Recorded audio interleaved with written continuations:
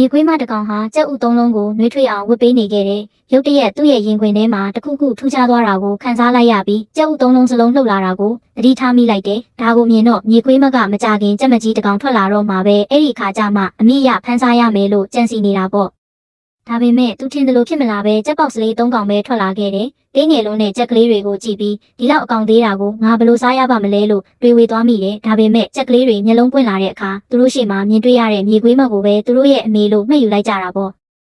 အဲ့ဒီအချိန်မှာပဲဝန်ပလွေတကောင်အနားကဖြတ်သွားရင်စူညံတန်တွေကြောင့်ဘာဖြစ်နေတာလဲဆိုတာလာကြည့်တယ်။မြေခွေးမကတော့သူ့ကိုအမေထင်ပြီးလိုက်ကပ်နေတဲ့ကြက်ကလေးတွေရန်ကနေဟိုပြေးဒီပြေးနဲ့ရှောင်နေရတာပေါ့။ဒါကိုမြင်တဲ့ဝန်ပလွေကသူတို့၃ကောင်လုံးကမင်းကိုအမေလို့သတ်မှတ်ထားကြပြီးပဲဖြစ်နိုင်ရင်တော့သူတို့ကိုကောင်းကောင်းကျွေးမွေးပြီးစောင့်ရှောက်ထားလိုက်ပါတနေ့သူတို့ကြီးလာမှမင်းအေးအေးဆေးဆေးစားလို့ရတာပေါ့လို့အကြံပေးတယ်။ဒါကိုကြားတော့မြေခွေးမကငါကဘလို့လုပ်ပြီးကျမရဲ့သားသမီးတွေကိုကိုသားသမီးလိုလက်ခံနိုင်မှာလဲလို့ပြန်ပြောတာပေါ့။ဝန်ပလွေကတော့အဲ့ဒါကတော့မင်းပိုင်မဲလို့ပြောပြီးထွက်သွားကနီးမှာတခုတော့မှတ်ထားပါသူတို့အပေါ်တန်ရောစင်မတွေ့မိစေနဲ့လို့မှာခဲ့ပါသေးတယ်။အဲ့ဒီညမှာပဲကြက်ကလေးတွေကအဆက်မပြတ်ငိုကြတော့တယ်။သူတို့ကိုချုပ်ဖို့အတွက်မြေခွေးမကပုံမြင်တစ်ပုတ်ပြောပြတယ်။အဲ့ဒါကတော့မြေခွေးတစ်ကောင်ကကြက်ကလေး၃ကောင်ကိုဖမ်းစားတဲ့အကြောင်းပေါ့။ပုံမြင်ကိုကြားတော့ကြက်ကလေးတွေကြောက်လန့်တကြားနဲ့မြေခွေးမရဲ့အမီးအောက်မှာဝင်ပုံးရင်းညကိုဖျက်တန်းလိုက်ကြတယ်။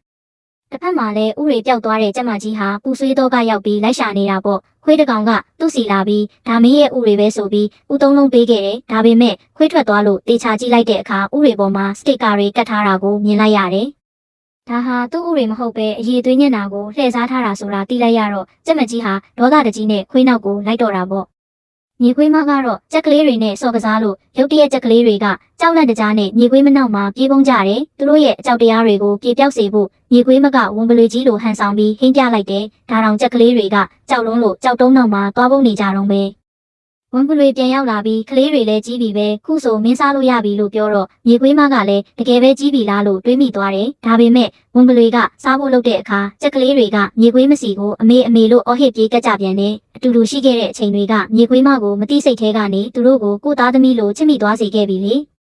ရက်နေငယ်ကြတော့ဝန်ပလွေကပြန်လာပြီးငါ့ကိုတကောင်လောက်ပေးပါငါလဲစားကျင်လို့ပါလို့တောင်းဆိုတယ်ဒါပေမဲ့မြေခွေးမကတော့သူတို့ကိုအသက်ထက်ချစ်နေမိပြီးဝန်ပလွေလက်ကနေလွတ်အောင်ကြက်ကလေးတွေကိုခေါ်ပြီးဝေးလံတဲ့ကြက်ကြောင်းတစ်ခုကိုပို့လိုက်တယ်သူကိုယ်တိုင်လည်းကြက်မကြီးတကောင်လိုအသွင်ပြောင်းပြီးလိုက်သွားတာပေါ့ကြက်မကြီးအသွင်နဲ့မို့ဘယ်သူမှမရိပ်မိကြဘူးအဲ့ဒီမှာဆရာမဖြစ်တဲ့ကြက်မကငါမင်းတို့ကိုမြေခွေးဖမ်းနေတင်ပေးမယ်လို့ပြောလိုက်တယ်ဒါကိုကြားတော့မြေခွေးမကနည်းနည်းတော့လန့်သွားပေမဲ့သူ့ရဲ့အစ်စ်အမှန်ကိုဖုံးကွယ်ပြီးကလေးတွေကိုကြောင်းမာထားခဲ့ကပြန်လာခဲ့တယ်